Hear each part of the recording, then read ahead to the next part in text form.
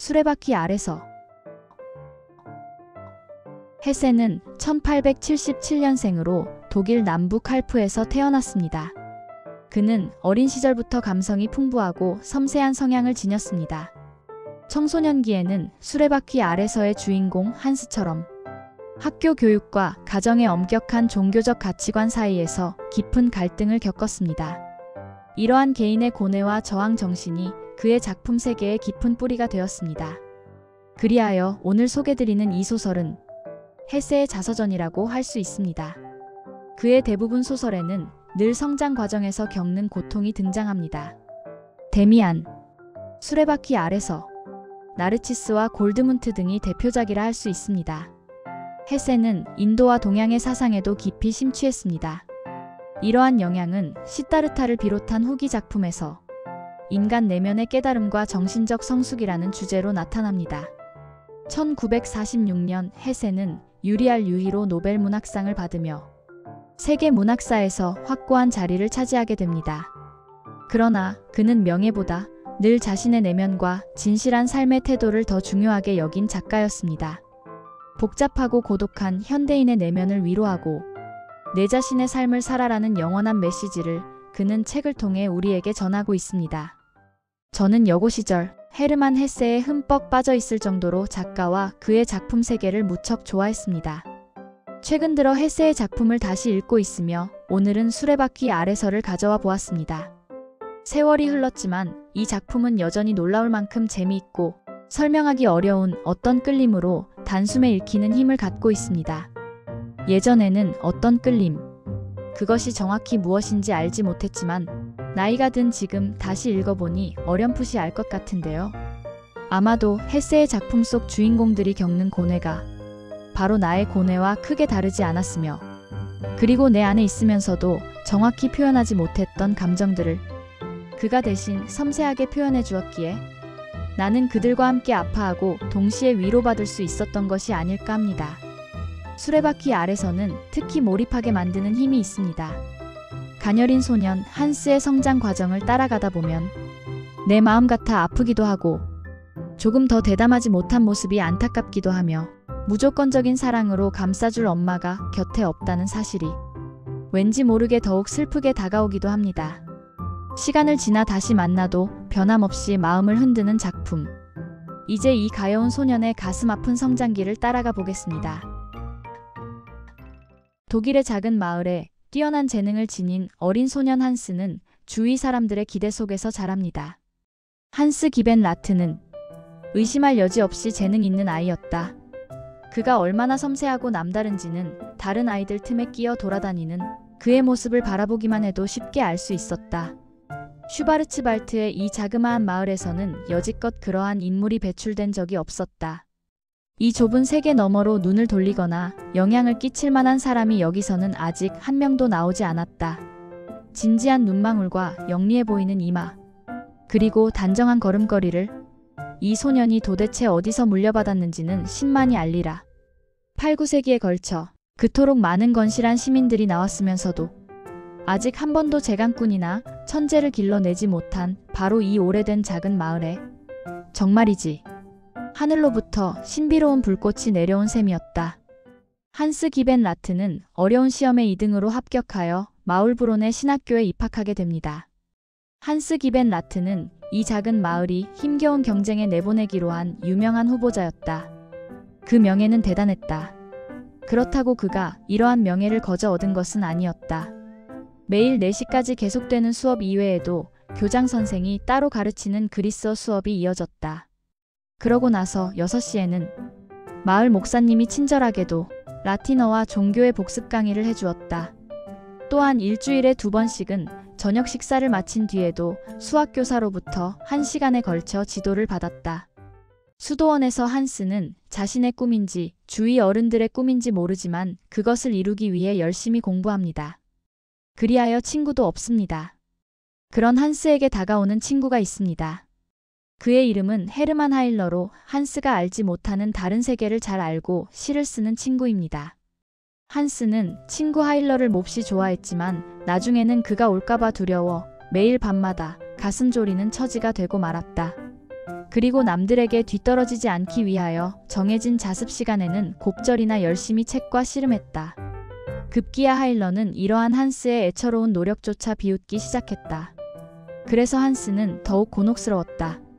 이건 날품팔이에 지나지 않아. 넌 내가 하고 싶어서 하는 게 아니잖니. 그저 선생님과 부모님이 두려운 거겠지. 아니, 1등을 하든 2등을 하든 그게 도대체 너와 무슨 상관이란 말이니? 그래, 난 겨우 20등이야.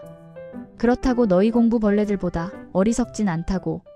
한스는 하일러와 친해지면서 공부와 거리가 멀어지고 이로 인해 교장 선생님의 충고를 듣게 됩니다. 교장 선생은 그를 엄숙하면서도 부드러운 눈길로 쳐다보았다. 그럼 그래야지. 아무튼 지치지 않도록 해야 하네. 그러지 않으면 수레바퀴 아래에 깔리게 될지도 모르니까. 이후 학교 선생들의 총애를 받던 한스는 멸시의 눈초리를 받게 됩니다. 한스는 자포자기하는 심정이 됩니다. 그러던 어느 날 기숙사에서 한스 방에 같이 지내던 친구가 얼음에 빠져 죽게 됩니다. 한스는 그 죽음을 보면서 자신의 죽음을 연상하게 됩니다. 그것을 계기로 점점 공부에 흥미를 잃어가고 알 수 없는 무기력감이 소년을 짓누릅니다.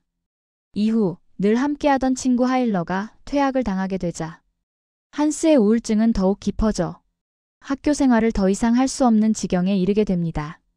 학교와 아버지 그리고 몇몇 선생들의 야비스러운 명예심이 연약한 어린 생명을 이처럼 무참하게 짓밟고 말았다는 사실을 생각한 사람은 아무도 없었다. 왜 그는 가장 감수성이 예민하고 상처받기 쉬운 소년 시절에 매일 밤늦게까지 공부를 해야만 했는가? 왜 그에게서 토끼를 빼앗아 버리고 라틴어 학교에서 같이 공부하던 동료들로부터 멀어지게 만들었는가? 왜 낚시하러 가거나 시내를 거닐어 보는 것조차 금지했는가?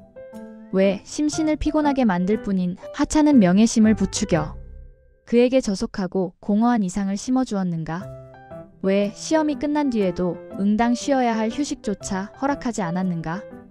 이제 지칠 대로 지친 나머지 길가에 쓰러진 이 망아지는 아무 쓸모도 없는 존재가 되어버린 것이다. 다시 집으로 돌아온 한스는 행복하게 지냈던 어린 시절과 많은 괴리감이 느껴지기도 하지만 한편으로는 그 시절이 그리워 어린 시절 늘 머물렀던 매의 거리로 가게 됩니다. 그곳에서 구둣방 아저씨의 과즙 짜는 일을 도와주게 되고 아저씨의 조카 엠마라는 여자아이를 알게 됩니다. 하늘이 이처럼 높고 아름답고 그리움으로 푸르게 물들었던 적은 한 번도 없었다. 강물이 이다지도 맑고 청록색의 겨울처럼 미소 짓던 적이 없었다. 굴뚝이 이리도 눈이 부실이 많지 하얀 거품을 내뿜은 적이 없었다. 모든 것이 장식을 두른 그림처럼 새로이 그려져 투명하고 산뜻한 유리판 뒤에 세워진 듯이 보였다. 또한 모든 것이 한바탕 축제가 벌어지기를 기다리고 있는 것 같았다. 한스는 엠마와 함께 과즙 짜는 일을 하고 난 후 돌아오는 길은 이렇듯 설레기만 합니다. 처음으로 여자를 가까이에서 본 한스는 자신에게 새롭게 다가오는 감정들을 주체할 수 없어 밤에 구둣방 아저씨의 집을 서성입니다. 이 모습을 본 엠마는 한스에게 키스를 하고 내일 다시 오라고 합니다. 다음 날 한스가 찾아갔을 때 엠마는 어제보다 더 대담한 행동을 하게 되고 한스는 그곳에서 도망쳐 집으로 돌아옵니다.